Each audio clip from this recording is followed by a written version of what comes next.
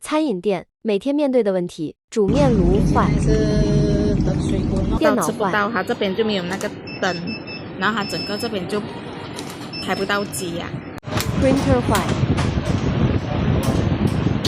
冷气坏，隔风机坏，咖啡机坏，网络没电，音箱坏，洗碗机坏，插头坏，苍蝇机坏，灯泡坏，冰机坏，灯坏，大电坏，抽风机坏，灯泡坏。记得点赞关注哦。